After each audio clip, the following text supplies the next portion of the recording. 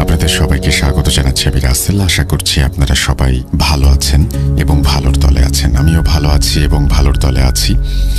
আর 208তম এপিসোডে আপনাদের সবাইকে স্বাগত জানাচ্ছি। আশা করছি আজকের এপিসোডটিও প্রতিবারের মতোই আপনাদের ভালো লাগবে। চেষ্টা করি সবসময়ই, কখনো কখনো হয়তো পারি, কখনো কখনো হয়তো পারি না। আশার কথা হচ্ছে তারপরেও আপনারা সবাই সব সময় আমাদের সঙ্গে আছেন এবং এভাবেই যদি সঙ্গে থাকেন তাহলে সামনে আরও বহুদূর আমরা এগিয়ে যাব সেই প্রত্যাশা রাখি। গত এপিসোডে সবচেয়ে বড় যে ব্যাপারটা ছিল, অনেকগুলো ছোট ছোট ইমেল আমরা প্রচার করেছিলাম এবং একই সাথে আমরা চমৎকার অডিও ক্লিপও পেয়েছিলাম। আজকেও চেষ্টা করব আপনাদেরকে ঠিক একইভাবে আনন্দ দিতে। দেখা যাক কতটা পারি। দোয়া করবেন আমার জন্য যেন এভাবেই আপনাদের সব সময় ভয়ের রাজ্যে নিয়ে যেতে পারি। শুক্রবার রাত 11:59 থেকে বাকি সময়টুকু, সেটা 2 ঘন্টা হোক বা 2 ঘন্টার একটু কম হোক, আপনাদের যেন আনন্দ দিতে পারি। আমি চলে যাচ্ছি আমাদের প্রথম ঘটনায়। যেভাবে লেখা আছে আমি সেভাবেই শুরু করছি। ঘটনাটি আমাদের পাঠিয়েছেন সুকান্ত মাইতি। আসসালামু আলাইকুম রাসেল ভাই, জানি আল্লাহর রহমতে আপনি সর্বদাই ভালোর দলে থাকেন। রাব্বি ভাই সহ ভূত.com-এর সমগ্র টিমের প্রতি অফুরন্ত স্নেহ ও ভালোবাসা জ্ঞাপন করে আজ আবারও হাজির হলাম একটি রোমহর্ষক ঘটনা নিয়ে। ভুল ত্রুটি ক্ষমা সুন্দর দৃষ্টিতে দেখার অনুরোধ রইল। চলুন ঘটনায় যাওয়া যাক। রাত তখন কয়টা খেয়াল নেই, তবে আন্দাজ গভীর রাত্রি তো বটেই। এমন সময় হঠাৎই জানালার বাইরে মচমচ করে শুকনো পাতার ওপর কারোর হাঁটার শব্দ ও গর্জন শুনে গীতা চমকে ওঠে। প্রথমটায় ভেবেছিল হয়তো কোনো শেয়াল বা কুকুর হবে। বেজায় গরম পড়েছে। আসানসোলের শুষ্ক এলাকা, গরম পড়াটা স্বাভাবিক। গীতা হাই তুলে বিছানা ছেড়ে উঠে সবে কলসি থেকে জল গড়িয়ে খাবে, ঠিক সেই সময় মচমচ শব্দটা আবারও শুনতে পায়। কিন্তু এবারের ব্যাপারটা সম্পূর্ণ আলাদা। গীতা শুনতে পায় এক পরিচিত কণ্ঠস্বর গর্জন করতে করতে তাদের ঘরের চারপাশে ছুটে বেড়াচ্ছে। জানালার দিকে তাকিয়ে আতঙ্কে কাঁপতে কাঁপতে গীতার শরীরটা শিথিল হয়ে আসে। জলে ভরা গ্লাসটা হাত থেকে মেঝেতে খসে পড়ে। তীক্ষ্ণ ঠুংঠাং শব্দ হয়। অখিলেশের ঘুম ভেঙে যায়। বিরক্তির স্বরে সে উহ বলে জেগে ওঠে। কিছু বলার আগেই তারও নজর যায় জানালার দিকে। পরিচিত ব্যক্তিটির বিভৎস অস্বাভাবিক চেহারা দেখে সে আতঙ্কে জমে যায়। এ কি, এ তো, বলে ওঠে অখিলেশ। অখিলেশের গলা শুনে গীতারও হুঁশ ফেরে। পরিচিত মুখ হলেও আকারে স্বাভাবিক মানুষের চেয়ে অনেকটাই লম্বা ছিল। চোখে মুখে ভয়ঙ্কর ক্রোধের ছাপ। কাটা ছেঁড়া ভর্তি শরীরে দুটো চোখ জলজল করছে। গীতা ও অখিলেশ একে অপরের দিকে চাওয়াচাওয়ি করে কিছু বলবে তার আগেই পিশাচটি জানালা ভেদ করে ঘরে ঢুকে মেয়েদের বিছানার সামনে গিয়ে দাঁড়ায়। নমস্কার শ্রোতা বন্ধুরা, জানি আপনারা সবাই আল্লাহর রহমতে ভালো আছেন, সুস্থ আছেন। আমি সুকান্ত মাইতি আজ একটি ভয়ঙ্কর নিকৃষ্ট কালো জাদুর ঘটনা নিয়ে হাজির হয়েছি। আজ যে ঘটনাটি শেয়ার করব এটি আমার এক বন্ধু সন্তোষের কাছ থেকে শোনা। এবার ছুটিতে দেশে গিয়ে বন্ধু বান্ধবের কাছে যে সমস্ত ঘটনা কালেক্ট করেছি এটি তার মধ্যে একটি। ঘটনাটি সন্তোষদের গ্রামের বাড়ির। তার বাড়ি পশ্চিমবঙ্গের আসানসোলের কোনো একটি গ্রামে। প্রসঙ্গত কিছু কারণবশত আমি তার গ্রামের নামটি উল্লেখ করলাম না। সন্তোষের কাছ থেকে আরও বেশ কয়েকটি ঘটনা কালেক্ট করেছি, পরবর্তীতে একে একে শেয়ার করব। যাই হোক, মূল ঘটনায় প্রবেশ করা যাক। সন্তোষ বলা শুরু করে।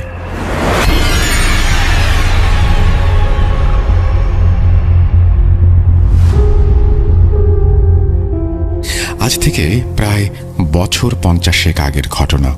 কিন্তু এত বছর আগে ঘটলেও ঘটনার নির্মমতা এতটাই ছিল যে আজও আমাদের এলাকায় লোকেদের মুখে মুখে ঘটনাটি নীরবে ঘুরে বেড়াচ্ছে। সালটা সম্ভবত 1972 কি 73। আজকালকার মতো এত উন্নত প্রযুক্তি, শহুরে আধুনিকতা, প্রতিপত্তি না থাকলেও তখনকার দিনে গ্রামের মানুষও নেহাত গরিব বা মূর্খ ছিল না।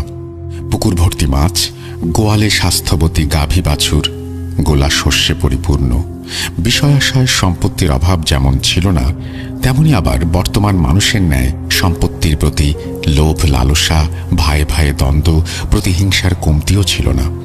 সেরকমই একটি প্রতিপত্তিপূর্ণ পরিবার ঘোষাল বাড়ির ঘটনা। ঘোষাল পরিবারে দুই ভাই, বড় ভাইয়ের নাম সুরেশ ঘোষ ও তার স্ত্রীর নাম কঙ্কনা ঘোষ, এবং ছোট ভাইয়ের নাম অখিলেশ ঘোষ ও তার স্ত্রীর নাম গীতা ঘোষ। বড় ভাইয়ের আগে বিয়ে হলেও বহু বছর তারা নিঃসন্তান ছিল। এর ফলে গ্রামের মানুষ পিঠ পিছে কঙ্কনাকে নানা খোঁটা দিত। কেউ কেউ বাছা বলতো, কেউ আবার অপয়া। অথচ সামনে কারোর কিছু বলার সাহস ছিল না, পাছে না তাদের ওপর কঙ্কনার কুনজর পড়ে। কারণ সে টোটকা, কালো জাদু টোনা, বানমারা ইত্যাদি বিদ্যায় পারদর্শী ছিল। কেউ কারো কিছু অনিষ্ট করতে চাইলে চুপিসারে তার কাছে এসে টোটকা আদি করে যেত। এই নিয়ে অত্র এলাকায় কঙ্কনার একটা খ্যাতি ছিল, বা বলা ভালো কুখ্যাতি ছিল। যদিও পরবর্তীতে সুরেশ ও কঙ্কনার একটি মেয়ে হলেও তার পূর্বে অখিলেশ এবং গীতার কোল আলো করে 3টি সন্তান হয়, 2টি ছেলে ও একটি মেয়ে। কঙ্কনা সেটা কোনো মতে মেনে নিতে পারছিল না। কোথায় তার কেবলমাত্র একটি মেয়ে, আর তার দেওরের 2টি ছেলে সহ একটি মেয়ে? সুরেশ ও অখিলেশ পৈতৃক সম্পত্তি নেহাত কম ছিল না তাদের। ছোট বড় মিলিয়ে 3টি দিঘি, প্রায় বিঘা 25 চাষের জমি, একতলা করে 2টো দালান বাড়ি, গোয়ালে গো সম্পত্তিও অনেক। দুধ দেয়া গাভী 6টি, 4 জোড়া বলদ, 2টি গরুর গাড়ি, এছাড়া মফস্বলে 2টি দোকান, একটি কীটনাশক সার ওষুধের দোকান, অপরটি কাপড়ের বস্ত্রালয়। অথচ ছেলে না থাকায় ভবিষ্যতে সবকিছুই হাতছাড়া হয়ে যেতে পারে।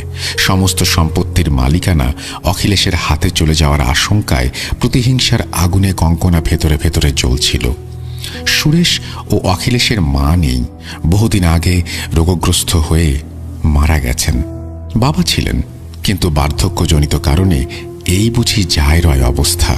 তাই তিনি বেঁচে থাকতে তার সমস্ত সম্পত্তি 2 ছেলের মধ্যে ভাগ করে দেন। সুরেশ বড় ছেলে হওয়ায় তাকে ভাগের চেয়ে কিছুটা বেশি দিয়েছিলেন। কেবল একটি গাভী, 1 জোড়া বলদ, কাপড়ের বস্ত্রালয়, একটি দিঘি, একটি দালান বাড়ি সহ 10 বিঘা চাষের জমি ছোট ছেলে অখিলেশকে দেন।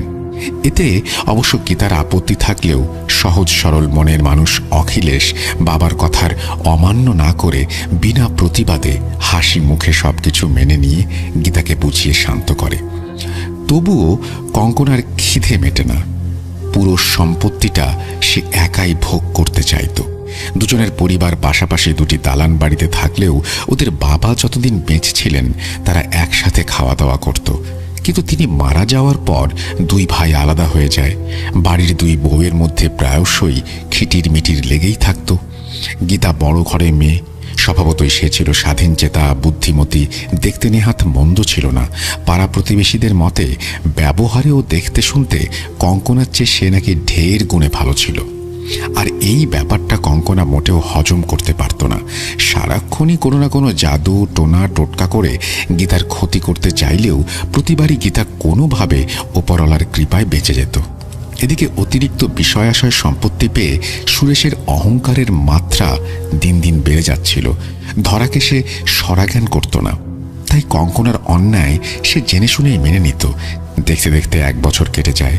কঙ্কনা কালো জাদু, টোটকা, ঝাড়ফুঁকের মতো মাত্রা বাড়লেও ফল সেরকম পাচ্ছিল না।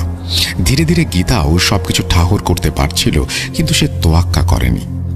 একদিন সন্ধ্যায় সুরেশ বিরক্তির স্বরে কঙ্কনাকে বলে, কি হলো, তুমি নাকি টোটকা কালো জাদু করায় বিশাল পণ্ডিত? এতদিন ধরে ভাইদের তো কত কিছুই করলে, কিছুই তো করতে পারলে না। 2-1টা বান মেরে কেউ গুণিন হয়ে যায় না, যত সব। দেখো, আমার কিন্তু জমিগুলো চাই। কঙ্কনা চুপচাপ স্বামীর লাঞ্ছনা শুনতে শুনতে দাঁত কটমট করে চাপাচ্ছিল। সুরেশের তাচ্ছিলের চেয়ে তার গায়ে কাঁটা দেওয়ার মতো বিচ্ছিল সে এখনো কেন অখিলেশদের বাঁচিয়ে রেখেছে ছোটখাটো টোটকা করে। তবে আর না, সে এবার মোক্ষম চালটা চালবে। রাগে ফুঁসতে ফুঁসতে কঙ্কনা বলে, আচ্ছা, আমার ক্ষমতা নিয়ে তোমার মনে সন্দেহ আছে? তোমার আপন ভাই বলে এতদিন দয়া করে তেমন কিছু করিনি, কিন্তু এবার দেখো আমি কি করি। তুমি শুধু তাদের 5 জনের মাথার চুল এনে আমাকে দাও, তারপর দেখো আমি কি করি। কথাগুলো অখিলেশ শুনে ফেলে। তার ভয় হতে লাগে। একই বাস্তুতে পাশাপাশি দুটি দালান বাড়িতে দুটি পরিবার থাকে। মাথার চুল আঁচড়াতে গিয়ে কোনো না কোনোভাবে চুল তো পড়েই। এখন তা যদি বৌদির হাতে লাগে তাহলে অনর্থ হয়ে যাবে। এই ভেবে অখিলেশ আতঙ্কে শিউরে ওঠে।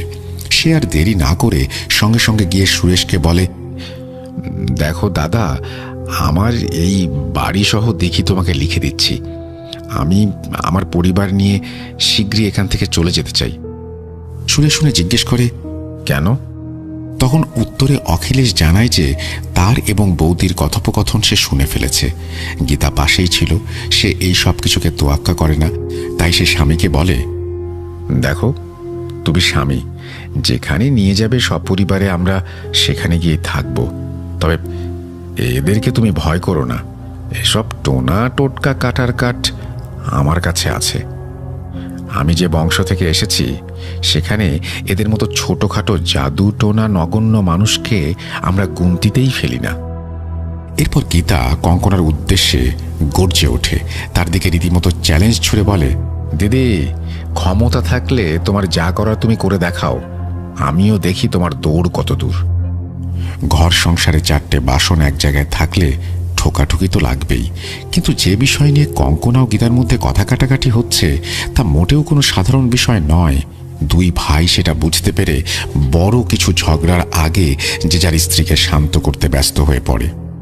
গোটা একটা দালান বাড়ি পেয়ে যাওয়ায় কঙ্কনা হয়তো খুশি হয়ে অখিলেশদের আর তেমন কিছু ক্ষতি করত না। কিন্তু গীতা তার আত্মসম্মানে আঘাত করার ফলে সে রাগে ক্ষোভে ফেটে পড়ে, গর্জে ওঠে, তোর এত বড় অহংকার! ঠিক এক বছরের মাথায় তোর বাড়ি যদি আমি মরার কান্নার বাড়ি না করে তুলতে পারি তাহলে আমার নাম বদলে দিস। আর ঠিক সেই সময় গীতা ও অখিলেশকে লক্ষ্য করে কঙ্কনা শুধু একা নয়, তার ভেতর থেকে যেন কোনো এক পিশাচ একসঙ্গে কথাগুলো বলে উঠল। গীতা আবারও কিছু বলতে যাবে, তার আগেই অখিলেশ তার হাতটা চেপে ধরে এবং সেখান থেকে নিয়ে চলে যায়। তবুও যেতে যেতে গীতা চেঁচিয়ে বলে, মরা কান্নার বাড়ি তো দূরের কথা, পারলে আমাদের একটা চুল বাঁকা করে দেখাস। কঙ্কনা কটমটা দৃষ্টিতে তাকিয়ে থাকে। তার ঠিক 2 দিনের মাথায় অখিলেশ বাড়ি ছেড়ে দূরে অন্য একটি গ্রামে সপরিবারে চলে যায়। দেখতে দেখতে মাসখানেক কেটে যায়। সরল সহজ মনের মানুষ অখিলেশ প্রতিদিন ভগবানের পূজা অর্চনা করে নিয়মিত মফস্বলে দোকানে গিয়ে বসত। ব্যবসাপত্র মোটামুটি ভালোই হচ্ছিল, তাতে তার সংসার নির্বিঘ্নে চলে যাচ্ছিল। বাজারে পাশে দাদার ছাড় ওষুধের দোকান থাকলেও সে এড়িয়ে যেত। এদিকে কঙ্কনা অখিলেশদের ক্ষতি করার জন্য একটার পর একটা জাদু টোনা টোটকা প্রস্তুত করতে থাকে, কিন্তু প্রতিবারই সে বিফল হতে থাকে। সুরেশের সম্পত্তির প্রতি লোভ লালসা দিন দিন বাড়ছিল। বাজারে ভাইয়ের দোকানের ব্যবসা দেখে প্রতিহিংসায় সে ফেটে পড়ত। তার এখন সব কিছুই চাই। কঙ্কনা বিফল হওয়ায় সুরেশ তাকে খোঁটা দেয়, তিরস্কার করে। এইসব দেখে সহ্য করতে না পেরে কঙ্কনা জানায় যে সে তার গুরুকে নিয়ে আসবে এবং একটি চরম নিকৃষ্ট বান মারবে অখিলেশের পরিবারের ওপর। সেসব কথা সুরেশ ও কঙ্কনার মেয়ে শুনে ফেলে এবং নিষ্পাপ শিশু মনের মেয়েটি গিয়ে তার কাকাকে সব কথা বলে দেয়। অখিলেশ শুনে ভয়ে কেঁপে ওঠে। কি করবে, কাকে বলবে সে কিছুই বুঝতে পারে না।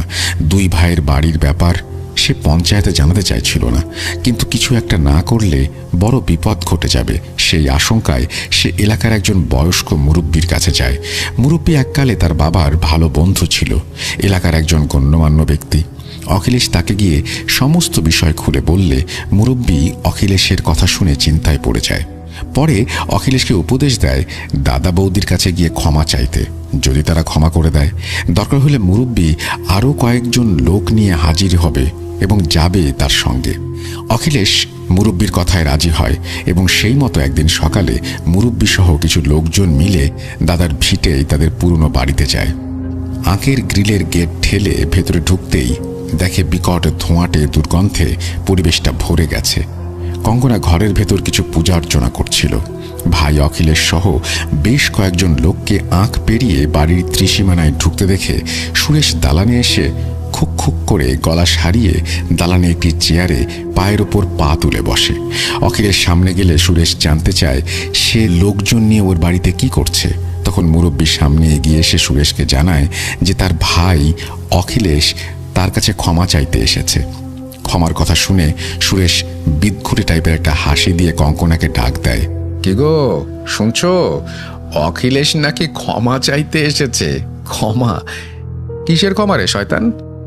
অখিলেশ ভয়ে সন্ত্রস্ত হয়ে অনুনয়ের সুরে জানায় যে কঙ্কনা বোধহয় এখনো তার পরিবারকে ধ্বংস করতে সামনে কিছু জাদুটোনা করতে যাচ্ছে। অখিলেশ আরও বলে, বাড়ি ঘর দিঘি সবই তো লিখে দিয়েছে, এখন আর কি চাই। অখিলেশ কাকুতি মিনতি করতে থাকে যে দয়া করে কঙ্কনা যেন তার পরিবারের কোনো ক্ষতি না করে। ঠিক সেই সময় কঙ্কনা রাগে গজগজ করতে করতে ঘর থেকে বেরিয়ে আসে। পূজা সম্পন্ন করতে তার অল্প কিছুক্ষণ বাকি। তখন কঙ্কনার সে কি ভয়ঙ্কর রূপ!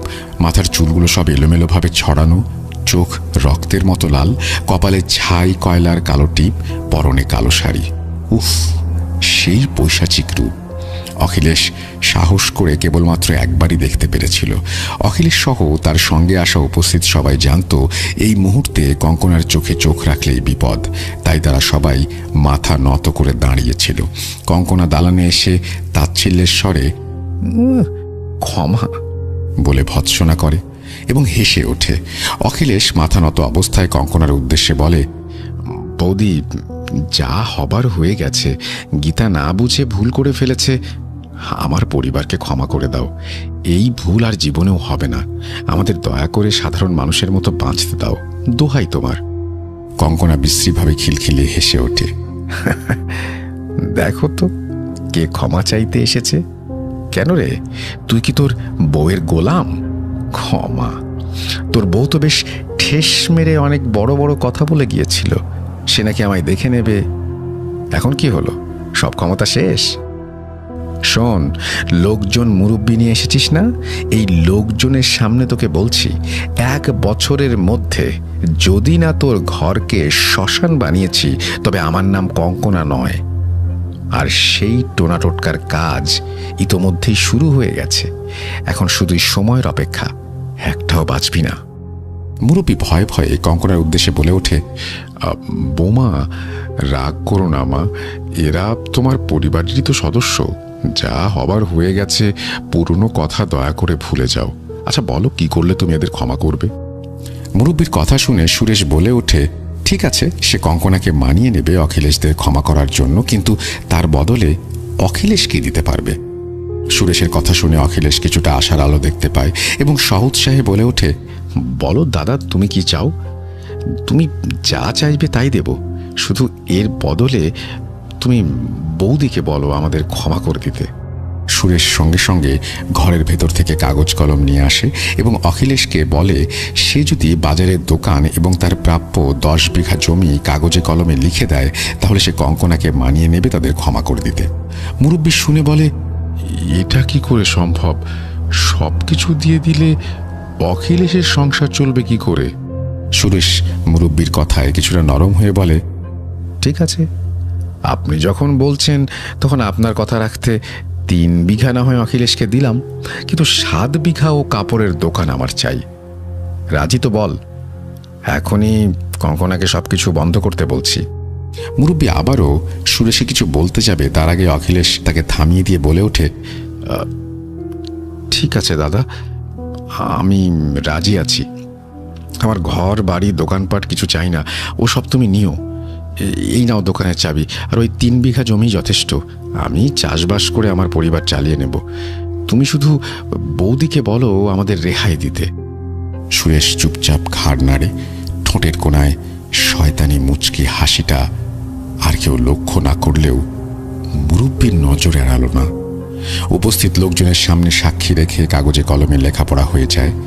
লেখার শেষে বাঁকা হাসি দিয়ে সুরেশ কাগজটা নিয়ে কঙ্কনার হাতে দিয়ে ব্যঙ্গাত্মক সুরে বলে উঠল, এই নাও, এখন থেকে 25-এর মধ্যে 22 বিঘে জমি আমাদের। তুমি বলেছিলে না কঙ্কনা, এই বজ্জাতদের 1 বছরের মধ্যে শেষ করে দেবে? দেখি এখন তা 6 মাসের মধ্যে কি করে পারো, তবেই মানবো তুমি কত বড় গুণিন। উপস্থিত সবাই বিস্ময়ে হতবাক হয়ে যায়, অথচ কঙ্কনার ভয়ে কেউ কিছু বলতে পারে না। মনের দুঃখে মুরব্বী সহ সবাইকে নিয়ে অখিলেশ ফিরে আসে। কঙ্কনার ওই রকম ভয়ঙ্কর রূপের সামনে কারোর সাহস ছিল না প্রতিবাদ করার। পথে ফেরার সময় মুরব্বী অনেক দুঃখ প্রকাশ করে। অখিলেশকে বলে, এখন ভগবানই তোমার ভরসা, তুমি নিজেকে ভগবানের কাছে সমর্পণ করো, দেখবে সব ঠিক হয়ে যাবে। অখিলেশের তখন সেদিকে ধ্যান ছিল না। মাথার মধ্যে কঙ্কনার শেষ কয়েকটা কথা ঘুরপাক খাচ্ছিল।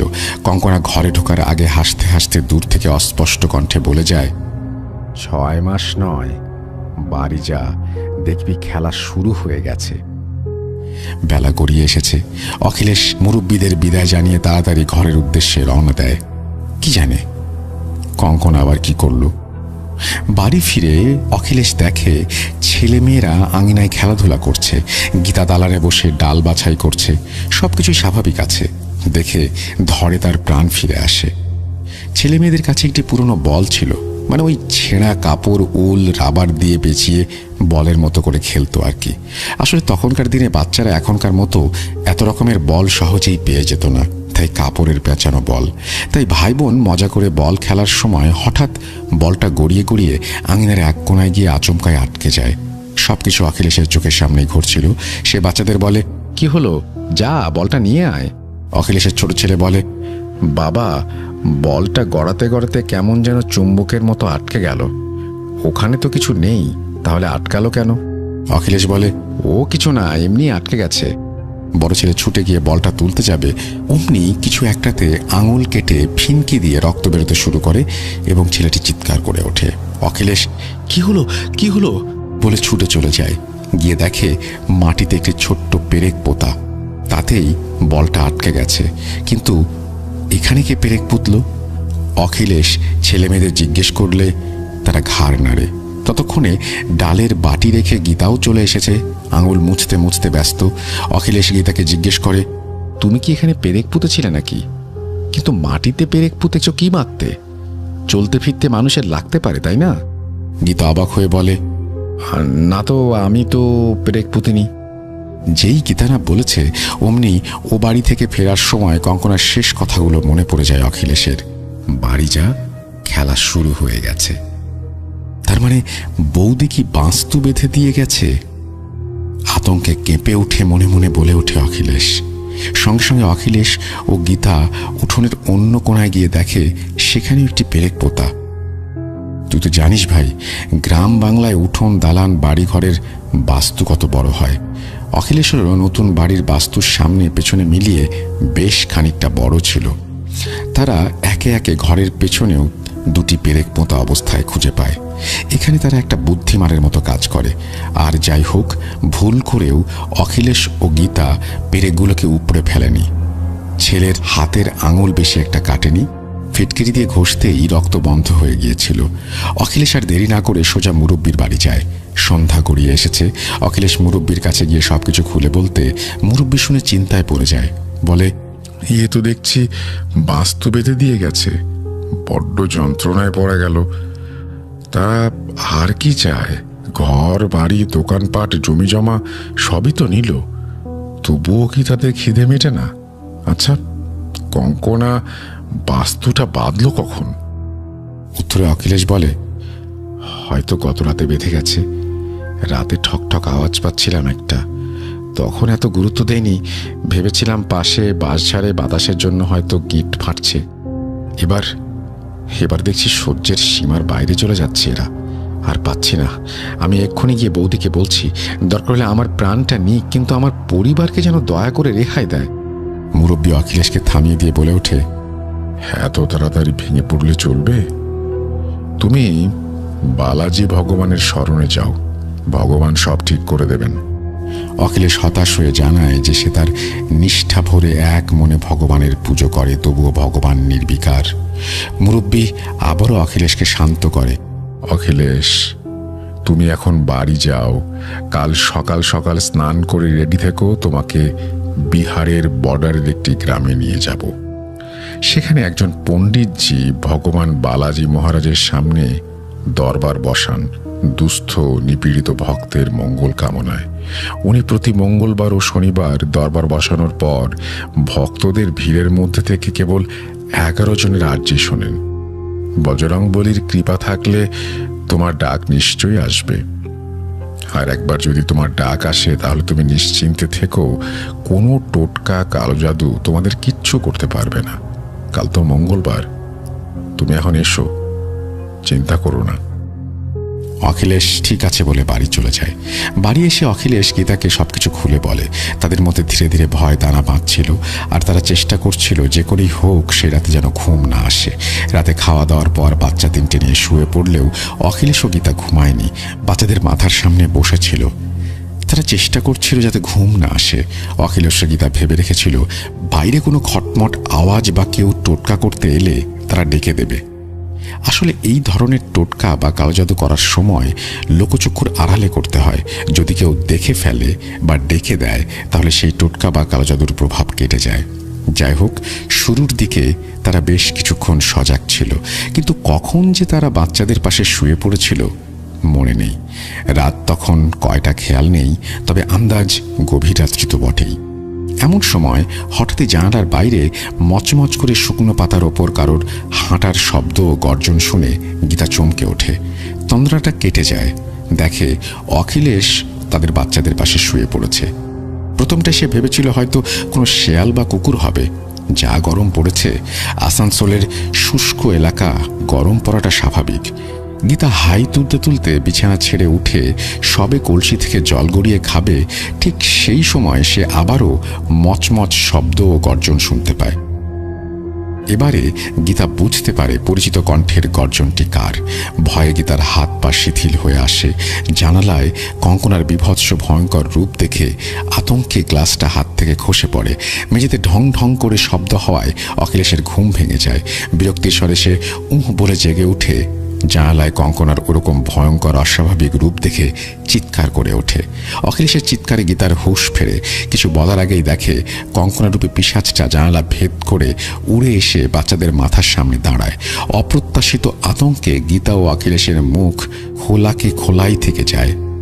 শরীর বরফের মতো জমে গিয়েছিল। তারা কি করবে কিছু বুঝে ওঠার আগেই দেখে কঙ্কনা এলোমেলো ছাড়া চুলে আচমকায় গোঁ গোঁ করে কিছুটা অস্পষ্ট মন্ত্র আওড়াতে শুরু করে, এবং মন্ত্র আওড়ানোর সাথে সাথেই একটি অদ্ভুত ঘটনা ঘটে। মানে কি বলবো, আমি যখন ঘটনা শুনছিলাম, শোনার সময় বারবার শিউরে উঠছিলাম। সবকিছু যেন চোখের সামনে ছবির মতো ভেসে উঠছিল। মন্ত্রের শব্দে বাচ্চা তিনটে ঘুমন্ত অবস্থায় শটান দাঁড়িয়ে পড়ে, মানে একদম জড় পদার্থের মতো। মেঝেতে শুয়েছিল তারা। ওঠার সময় শরীরে স্বাভাবিক মুভমেন্ট তো হবে, কিন্তু না, একেবারে কাঠের গুঁড়ির মতো শটান দাঁড়িয়ে পড়ে। কঙ্কনার তালে তাল মিলিয়ে মাথা দোলাতে থাকে। বলতে গিয়ে আমার গায়ে কাঁটা দিচ্ছে। মাথা দোলাতে দোলাতে বাচ্চাগুলোর আত্মা প্রায় শরীর ছেড়ে কঙ্কনার বশেই চলে যাচ্ছিল। ঠিক সেই সময় একটা চমৎকার ঘটনা ঘটে। ঘরের বাইরে কেউ বলো বজরঙ্গী বলি কি জয় বলে জয়ধ্বনি দিতে দিতে হেঁটে চলে গেল। পবনপুত্র হনুমানজির নাম শুনে মনের অজান্তেই ভক্তি ভরে অখিলেশ ও গীতা তারাও জয়ধ্বনি দিয়ে ওঠে, আর সঙ্গে সঙ্গে তাদের জড়তা কেটে যায়। কোথায় কঙ্কনা? দেখে কঙ্কনা কোথাও নেই। তারা দৌড়ে যায় বাচ্চাদের কাছে। বাচ্চারা স্বাভাবিকভাবেই ঘুমোচ্ছে। তখন অখিলেশ ও গীতার মধ্যে এই হুঁশটা নেই যে ছুটে গিয়ে জানালা বা দরজা খুলে দেখবে যে এত রাতে কে বালাজি ভগবানের জয়ধ্বনি দিয়ে গেল। গীতা বাচ্চাদের জাগানোর চেষ্টা করে বিফল হয়। বাচ্চা গভীর নিদ্রায় আচ্ছন্ন। একটু আগে কি ঘটে গেল তারা কিছুই বুঝতে পারছে না। তবে যাই হোক, ভগবানের কৃপায় বাচ্চারা যে সুস্থ আছে এতেই শান্তি। তার মানে কিছুক্ষণ আগে যা ঘটেছে তার সবে কি স্বপ্ন ছিল? গীতা অখিলেশকে জিজ্ঞেস করে, তুমিও কি দেখেছো আমি যা দেখেছি? অখিলেশ ঘাড় নেড়ে হ্যাঁ বলে। কিন্তু এখন কঙ্কনা কোথায়? শরীরের জড়তাও সম্পূর্ণ কেটে গেছে। অখিলেশ ভয়ে রাগে অভিমানে গীতার উপরে চেঁচিয়ে ওঠে, এই তোমার জন্য আজ এসব হচ্ছে। তুমি সেই সময় বৌদিকে অপমান না করলে এমনটা হতো না। এখন জানি না অদৃষ্টে কি আছে। গীতা অখিলেশকে শান্ত করে বলে, তোমাকে তো বলছি চলো আমার বাপের বাড়ি, ওখানে গেলে সব ঠিক হয়ে যাবে। অখিলেশ বলে, না, আগে সকালে সে বালাজির দরবারে যাবে, তারপর ভগবান যা করার করবেন। এমন সময় বাইরে অন্ধকার থেকে কর্কশ চিৎকার ভেসে ওঠে। অখিলেশ ও গীতা কেঁপে কেঁপে উঠছিল।